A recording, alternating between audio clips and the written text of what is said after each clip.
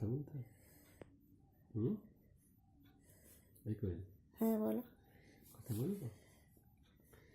মা মা আমরা পাহাড়ে যাব না? পাহাড়ে কোথায় যাব বলো? আমরা পাহাড়ে যাব হলো, প্রথমে ট্রেনে করে নামবো নিউ জলপাইগুড়ি। সেখান থেকে কোথায় যাব? সেখান থেকে গাড়ি চেপে মানেভঞ্জনে এক রাত থাকবো। তারপরের দিন হেঁটে যাব আমরা টুমলিংয়ে গিয়ে স্লিপিং বুদ্ধা দেখবো। না দুলি এমনি কথা বলো। তারপর থেকে হেঁটে আমরা যাব, পরের দিন হেঁটে যাব আমরা, প্রথমে থামবো গৌরীবাসে 6 কিলোমিটার নিচে নামছে, ফলে কষ্ট হচ্ছে না। সেখান থেকে দুপুরে খেয়ে আমরা আবার হাঁটা আরম্ভ করবো। অল্প খেতে হয়, রাস্তায় অল্প অল্প করে খেতে হয়। আমরা সেদিন গিয়ে থাকবো কালীপক্রিতে গিয়ে সেই রাতটা থাকবো। কালীপক্রি থেকে বেরিয়ে পরের দিন সকালে একটুখানি হেঁটে 1 কিলোমিটার হেঁটে পৌঁছাবো বিকে ভঞ্জনটুকু হাঁটতে কষ্ট নেই, কিন্তু তারপরে 4 কিলোমিটার কি খাড়াই মা। বাবা তো বুড়ো হয়ে গেছে, তখন আরো বুড়ো হয়ে যাবে, বাবা তো পারবে না। বাবাকে হাত ধরে ধরে নিয়ে যাবে, বলবে বাবা চলো আর একটুখানি রাস্তা, গিয়ে আমরা সান্দাকফু পৌঁছাবো।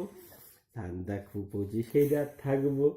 পরের দিন সকালবেলা আমরা স্লিপিং বুদ্ধ দেখবো, কাঞ্চনজঙ্ঘা দেখবো, এভারেস্ট দেখবো, মাকালু দেখবো। তারপর দেবাত্মা হিমালয়কে নমো করবো। তারপর করার পর বাবাকে হাত ধরে ধরে কোথায় নিয়ে যাবে? ফালুটেও আমরা সেই রাত থাকবো।